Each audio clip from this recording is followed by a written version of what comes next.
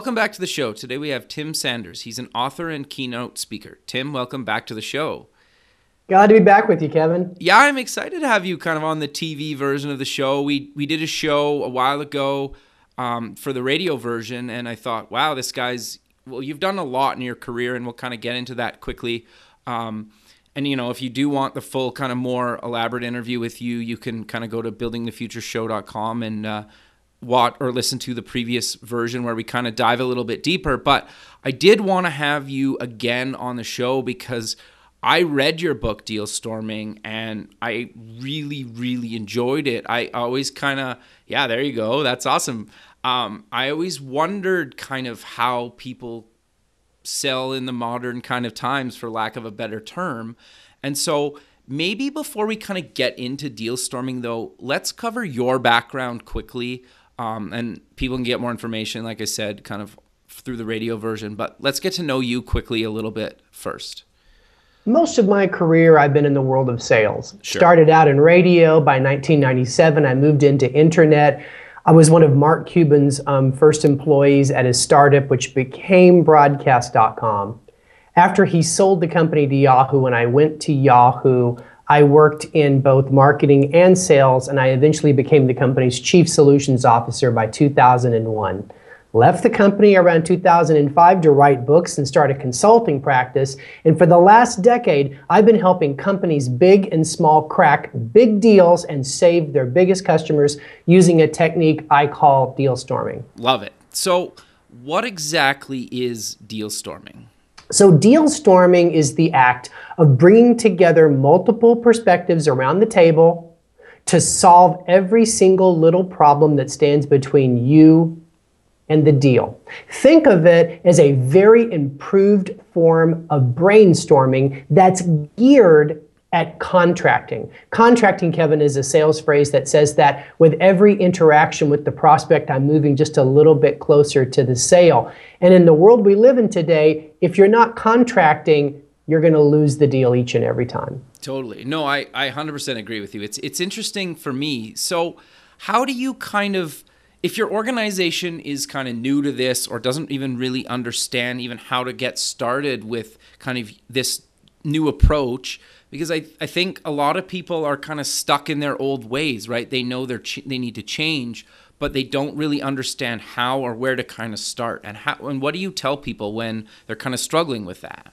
Absolutely. So when I started in sales, I mentioned before I sold radio and then later TV advertising. Sure. It was the lone wolf culture. I mean, dude, it was like straight out of Glengarry Glen Ross. If you could deliver the thunderous pitch, sure, if you could gauge their interest and killer close, you made your numbers because it was belly to belly. It was a simple product. It was a simple process, and everything's changed. So when I talk to people about making this leap from the lone wolf culture to the team-based culture, I say, look at it this way.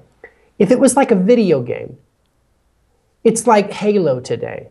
When I started out, it was like Pong, literally one-on-one, baby, but today it's multiplayer, multi-level. So think about it this way.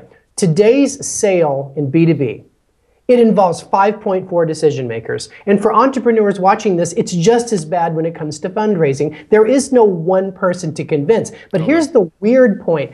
Of those 5.4 decision makers you've got to convince, you're only going to get in front of maybe 2 at the most, maybe 3. You'll never get them all round up into the same room. That's why you've got to be a lot more creative, a lot more innovative. When it comes to how you sell, you've got to become more agile because they're doing their own research. They've heard it all before. And this is why we got to make this leap in how we sell from me to we. So when I go into organizations or I talk to people like those that might be watching this, and they ask the same question you did, like, what's the starting point? The starting point is a deal you cannot afford to lose. Interesting. Okay. So in the book, third chapter is called Sales Genius is a Team Sport. And by the way, Kevin, for everybody that's watching this, you can download that at dealstorming.net/free. Interesting. Okay. Takes you right to that chapter. Anyway, I reveal a case study of a person at Career Builder. Her name is Alyssa D'Amatos. She rose from inside salesperson to the top salesperson in the history of the company. Wow. What she did is she was in a culture that traditionally in staffing was very lone wolf. You know, you eat what you kill, right? Totally, it's about that forceful personality and tenacity. But she found one example, and it was the largest customer they had that had fired them due to a misunderstanding. And getting back in and getting back to where they were was going to create a lot of difficulty for her. So she knew that everyone across the company, whether they were marketing, operations, service, even the engineering team in Atlanta, she knew they all could relate to the idea of save our reputation. Totally. We don't lose our biggest client due to them thinking we misrepresented a price increase. She knew that she was going to have to build a team. So what she did, and this is my point, she found something that had a really big why. It wasn't about her making her number. It wasn't about a $50,000 deal. In this case, it was a $3 million deal, by the way. It was about something bigger. It was about our reputation, our sense of pride, bringing back our best customer. And that's the kind of thing that causes everybody to be willing to try something new. Totally. So the only twist here, because you've all been in that situation, is collaboration instead of escalation. Okay, so in the old world, the lone wolf escalated it to the king wolf, which was like the CEO or the division head. And I'm not sure how much value, to be honest with you, the CEO added other than picking up the phone and calling the other CEO. Occasionally, because they're high intelligence, they might have pointed out something the sales rep was missing.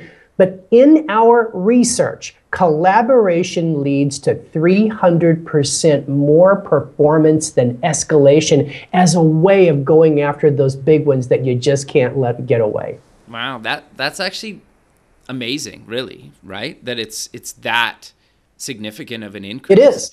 I mean, let me illustrate this for you. So when you go into the average enterprise company that sells any kind of technology or communication solution, there's a lot of those, right? Sure.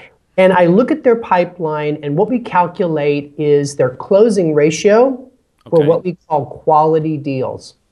Okay. It varies by company, but mostly a quality deal is a little bit larger, say 6 to 7 figures. Okay. It's high profit. It's a win-win for both sides of the table, meaning you're pretty sure you're going to ROI for them in spades.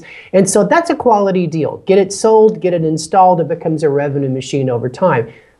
A lot of resources go against those in any company. Whether or not you ever read Deal Storming, you put a lot of wood against those quality deals, okay? Sure. Average closing rate is around 20 to 25%, depending on the average organization I talk to. Sure. Okay. When they implement deal storming as a way of dealing with larger opportunities, that closing ratio goes from 20 to 25% to 65 to 70%. Wow. Interesting. And that's not just one or two isolated examples. That is over 100 deal storms, $2.5 billion of deal flow opportunity. And the other twist here is not only does the closing rate for quality business goes up, the sales cycle compresses by 25% because these people are faster at solving all those little problems. Now, this is the way you introduce it. But what I've learned in my experience is that you can use a deal storm to solve a relatively average deal. And you do that by building a smaller team. You do it by sprinting in a shorter window. Here's the point. Don't go down alone. Fair. It's good advice. And things are getting very complex. And if you do it on your own, you will get stuck. So if nothing else, what you want to develop is this habit of at least being the terrific trio when you get stuck. Finding at least 2 other ways of seeing the world. Maybe someone in delivery or account coordination, maybe somebody over in marketing and operations, and approaching the average to large deal with that same sense of vigor that you go for the game changers. No, I think that makes a lot of sense. And I think the thing that I really liked about kind of the whole deal storming approach when I was reading through the book is a lot of companies don't include people from other departments that are outside of sales, right? And that always seemed to kind of be really kind of odd to me because I worked at an agency years ago, like a marketing agency years ago, and some of our best campaigns came from people outside of, like even one of our developers came up with one of our greatest campaigns that ever happened, right? Right. And do you know why that happened? Okay, well, I kind of have an opinion, but I kind of want to know your thoughts, to be honest. No, tell me yours first, dude. I'm interested. Well, I think, partly because they see it differently, right? And I think in a lot of cases, the developer was the target market for the campaign or their type, right? Yeah. And so it was interesting, right? But I'm curious to know what you think of that. Well, you nailed it, but let me give it a word. It's called perspective. Perspective. Sure. Okay. Your perspective is a story that you tell yourself about what succeeds and what fails, what you can do, what you can't do. Okay, interesting. How to approach a particular problem. And your job shapes that story, your day-to-day experience. Abraham Maslow, the great psychologist, said what? If you're good with the hammer, everything's a nail, okay? So a marketing person says back up and do some research. A salesperson says charge forward and close the deal. The engineering person says maybe we've over-designed the sales process by a factor of 2. That's a bunch of different ways of looking at the same problem. If you can bring them together and champion the concept that ideas can come from anywhere, then a developer can bring the game changer to the meeting because she has a different set of constraints. She has a different set of best practices in her mind for how you solve a problem. And as they say in the gambling world, she doesn't know what she doesn't know. And sometimes that's what you need because, Kevin, the world is changing really quick. Totally, yeah. Something that didn't work 3 years ago is the disruptive thing that's killing you today. And I've got so many examples in my life where I wish I would have left Yahoo a little bit earlier. Okay. Because I was so saddled with the constraints of things, the ways that Jerry and David thought, like no search engine in history will ever make money, circa 1999. No one will ever use social media. They get bored in about 3 months. We learned that in 1996. See, these are constraints that became obsolete, which leads me to the idea that products don't become obsolete. Companies become obsolete because their key decision makers are living with constraints that are actually opportunities. So when you bring together different perspectives, like a developer, like a marketing person, like a BD person, that's how you triple your chance of success. There's a great book for everybody to read called Where Good Ideas Come From by Steven Johnson. And he basically analyzed the secret to being a good inventor. And it's this: have a lot of ingredients and knowledge of how to mix them together. Because creativity is not the search for something new to pop into your head. It's to discover something that already exists but has not been applied to the present problem. And that's what collaboration achieves. Yeah, that's actually really interesting. I can't remember. It's to something similar to you just mentioned. Somebody was telling me that, like, basically you take any great invention ever, they basically put all the pieces from a bunch of different people together with, like, the last piece of the puzzle, right? Yeah. And then I think the inventor... Whatever. Yeah, the inventor is more of a curator, right? Totally. So every invention in history is 2 or more ingredients properly combined. If it was one ingredient, we would call it a discovery, like electricity. Got you. So everything gets combined. And if you look through the annals of history, there's a lot of great books on the myths of creativity. Every great invention is the last mile. Right. Eli Whitney just figured out how to use the existing cotton gin technology, been around for 50 years. He figured out how to make it work for short staple cotton, which was predominantly what was grown in the South. Darwin didn't come up with evolution as a theory. His granddad started working on that. What Darwin came up with is an explanation called natural selection that was much more acceptable to the scientific community than the Big Bang theory. And I could go on and on and on. Every deal is 100 problems solved by a team, and that's why I'm so excited to see this way of thinking leap outside of product and marketing and make its way to sales and business development and fundraising. Sure. So I'm curious then to know, what do you tell people when they know that they want to bring this to their team, but they don't really know how, or like, how do you go and kind of sell it to your team? Like, let's try this on our next deal. Yeah, well, I mean, it just all depends on next deal. I mean, let me ask you this. What's the secret to comedy? Timing. Sure. Okay, fair. Okay. Fair. So what you've got to do is you've got to study how deal storming works, because it's a 7-step process. I outlined it in the book. Sure. You've got to be very clear on how you qualify an opportunity to say, let's put a team together to go win this thing, and let's get outside of the sales world so we can be more creative. You got to qualify that opportunity. As I mentioned, look for one that has appeal across departments, not losing to a rival that you hate. That's a good one. That's a good one. That's probably the best one, right? That's right. Oh, it's the best one. Because when you guys get into the room, you've put competition outside of the room, right? Totally. So losing to a rival, big one. Saving your reputation, big one. Breaking into a new market that's going to change everything, kind of a big one, but you're getting close to money talk now. And then, of course, money talk, maybe if everybody has stock options, I'm still not sure. People have their own agendas, but they're all operating with the best of intentions. So if you choose and qualify the right one, then the trick then is to ask two simple questions.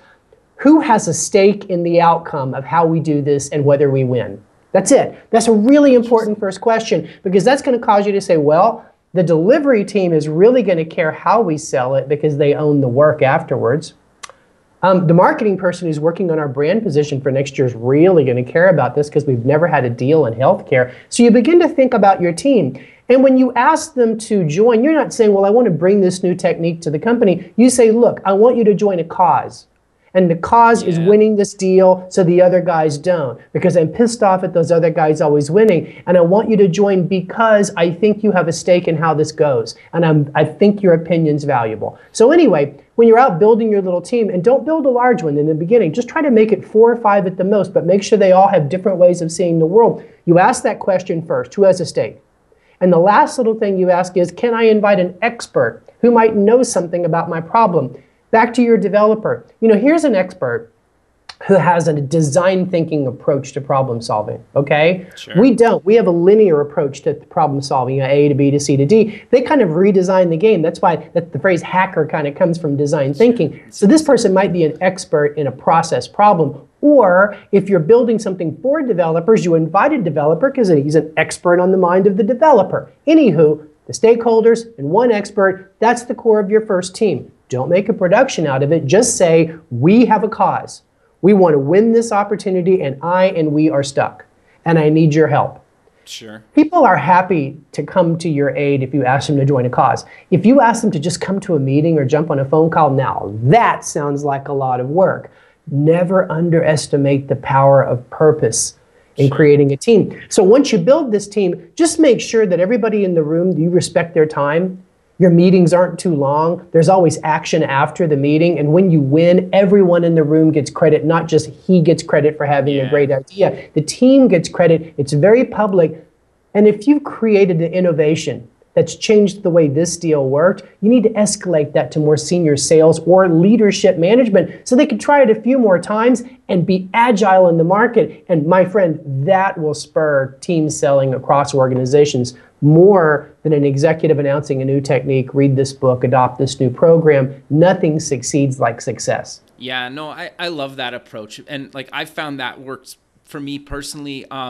It's kind of related, but for me, it's like I work as a creative director. And so basically the sooner I can involve kind of like the developers or the developer at least early on, even in like a rough wireframing time when we're just on the whiteboard, you know, and we're both agree at like such early stages about a project, like they're passionate about it, I'm passionate about it. And it's exactly what you're talking about, where if you get everybody passionate and on board about the project before you even win the project, then once you do win the project, everybody's like gung-ho to go, right? That's right. And they agree and they're passionate and they love it, yeah. right? You want to involve them when it's a sales challenge, not a delivery crisis. Totally. I mean, you don't want to throw work over the wall. But I want to give a little twist here. So when you're collaborating, the power of 2, that lifts your chance of success by 25%. So when you bring in that developer and you're increasing your chance of finding the solution to whatever the problem is at the moment by 25, that's pretty good. But if you bring a third personality into the room, I'm just making this up, maybe a business development person that's out talking to the customer, now that's 3. Your chances go up 100%. But what about that fourth person? That fourth person could be on the outside. It could be a software partner of yours. I'm just making this up. Sure. It could be your lead partner at Adobe. I'm just making this up for a creative example. Sure. But they have a stake in whether you win because you're a big customer of theirs, and they got a whole different way of thinking about the back end of how everything's going to work, not from a user experience, but from an enterprise experience. And they bring that to the table. Everybody's eyes gets open. So the question you should always ask yourself is this: who's missing? Or what surprising addition can we make to the team that could potentially change everything? And you know it because when they show up in the room, the other 2 or 3 people go, why is she here? And that's when you know you've just diversified the pot a little bit. But the key here idea is you've got to respect people's time. You got to structure meetings that are short, well organized, where they're prepared in advance. They need to see that after the meeting, you're actually putting the ideas and executing them, and you got to give them credit, and you've got to always be super thoughtful about protecting the introverts from the extroverts in these meetings so everyone has a chance to share what they know. Sure. No, I think that's really good advice. And sadly, Tim, we're out of time, but let's maybe kind of close with mentioning where people can get more information about yourself online and the book, of course. Absolutely. Just visit timsanders.com. You can join any of my social network webs. I'm accepting all invitations on LinkedIn. Sure. At timsanders.com, you can find out a lot more about deal storming. I mentioned before there's a free chapter of the book. You can download the free chapter, Sales Genius is a Team Sport, 32 pages with a really good case study at dealstorming.net/free. Great, Tim. Well, I really appreciate you taking the time out of your busy day to be on the show, and I look forward to keeping in touch with you. And, hopefully we can do this again at some time. Absolutely, Kevin. My pleasure. All right. Talk soon. Okay. Bye.